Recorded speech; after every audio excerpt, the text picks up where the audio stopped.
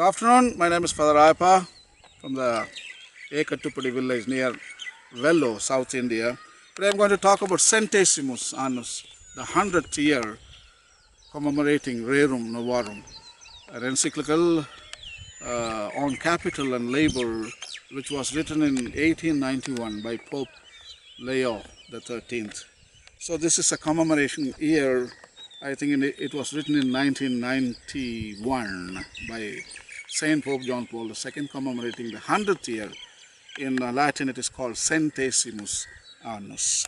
So I'm going to read paragraph number 7, in which Pope is writing about Pope Leo's vision of work and Pope Leo's vision of the ownership of the land. So actually Pope Leo, he recognizes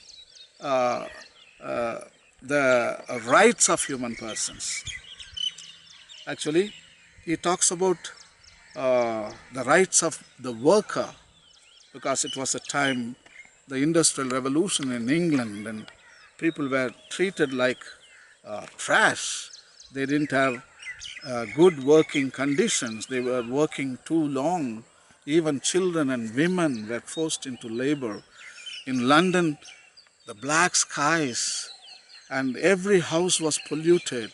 The roads were with the smoke and slush, with lots of coal particles, and people were suffering with unhygienic conditions, and people were feeling sick, and they lost their dignity altogether. And that is the kind of scenario in which Pope Leo XIII is writing this article, and is talking about trade unions. Trade unions means you can form associations and you can fight for your rights. I think that is the first time in the history of our civilization the trade unions are appearing. So today there are a lot of trade unions and people can fight for their own rights. And also Pope was recommending the limitation of working hours, because there was no any rules there during the Industrial Revolution, and some people worked for 13 hours, some people worked 16 hours, not 8 hours. That framework was not existing at the time. So Pope Leo XIII in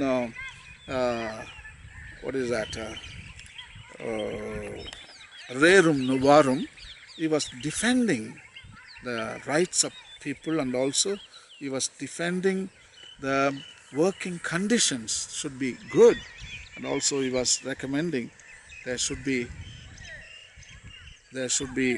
a time limit for work, and maybe 8 hours. So such kind of awareness was being born in the society. And also rest. He was asking one day in a week they should rest, human beings, because the biblical mandate. So actually during Industrial Revolution there was no Sunday, nothing, 24 hours.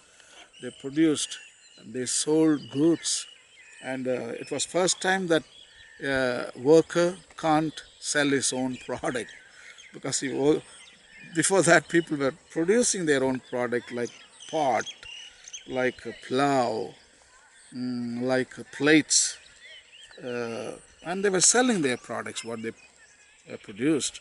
But this is Industrial Revolution. They produced goods, but they didn't have a right to sell them. Only the producers, they sold and made the money. So there are a lot of things Pope was talking about in Rerum Novarum. So Pope John Paul II, when he writes Centesimus Annus, and he is contextualizing, employing hermeneutics, and he is bringing his writing to the present setup, to our civilization, and he is reframing the statement what was made by Pope Leo XIII some 100 years back. So I'm going to read paragraph number 7 from Centesimus Annus, written by Pope John Paul II. He writes as follows: in close connection with the right to private property, Pope Leo XIII encyclical also affirms other rights as inalienable and proper to the human person. Prominent among these, because of the space which the Pope devotes to it and the importance which he attaches to it, is the natural human right to form private associations. This means, above all, the right to establish professional associations of employers and workers, or of workers alone.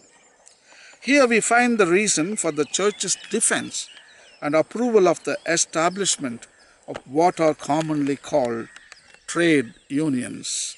Certainly not because of ideological prejudices or in order to surrender to a class mentality, but because the right of association is a natural right of the human being, which therefore precedes his or her incorporation into political society. Indeed, the formation of unions cannot be prohibited by the state, because the state is bound to protect natural rights, not to destroy them, and if it forbids its citizens to form associations, it contradicts the very principle of its own existence.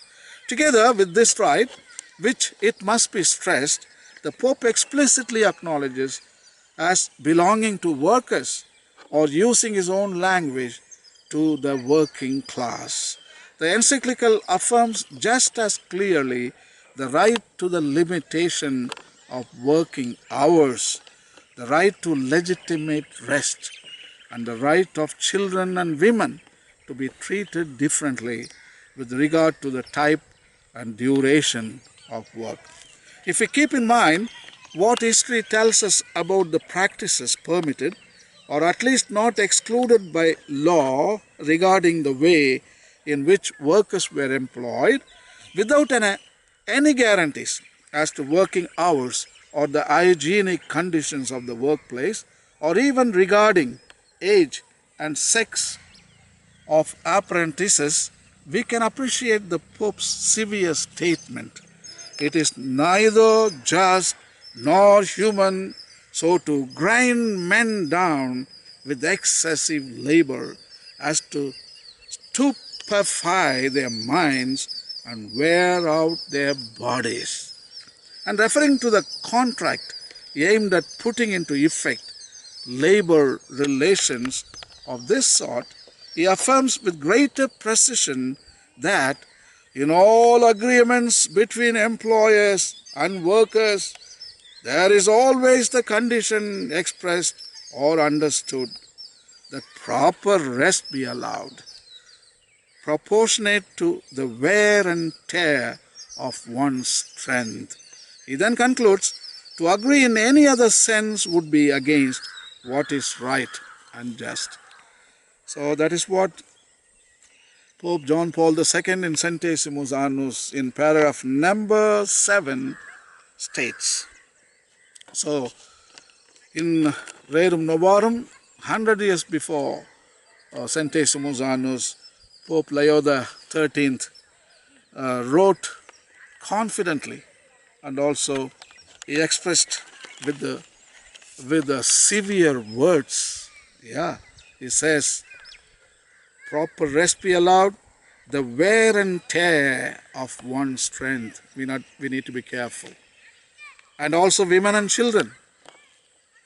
If you employ them, there should be laws. You can't simply employ and they can work for hours. No, there is only for women and children maybe 4 hours or 6 hours. For men only 8 hours. That kind of legislation all appeared after the encyclical called Rerum Novarum.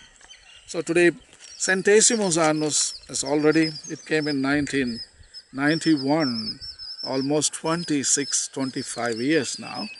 And Centesimus Annus is quoted by politics, by big firms and the trade unions and associations, NGO groups, in every level, probably in all the international levels.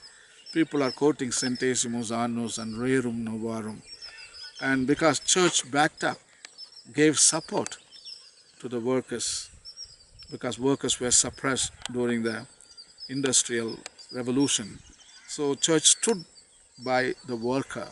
So the benefits what the workers had during the industrial revolution, they continue even today, and people form associations and trade unions. Even today, I am a Catholic priest. Also, we have an association called CDPI, Catholic Diocesan Priest of India.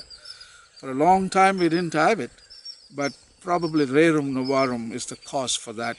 But after the promulgation of the encyclical, I don't think priests could do that. Only workers, they formed the trade unions, but the priests, they didn't form the association or trade union. I would say probably after Centesimus Annus, I think that awareness has come. And church authorities like bishops, and they promote forming this kind of associations, they support it, and that is a good, it is a heartwarming gesture, I think. And today, because we have been Catholic priests were neglected, because there is a lot of injustices going around. We were fighting for justice for the lay people, but at the same time, we didn't have much of justice in our lives. That is the feeling of the Presbyterian around the world. But now, no need to complain. And church has looked into the matter, and I think we have a platform. And of course, the CDPI, they are doing a wonderful job, and I think that will be an excellent infrastructure in the near future. And please read Centesimus Annus, paragraph number 7, and written by Saint Pope John Paul II, and you will enjoy it. And thank you. God bless.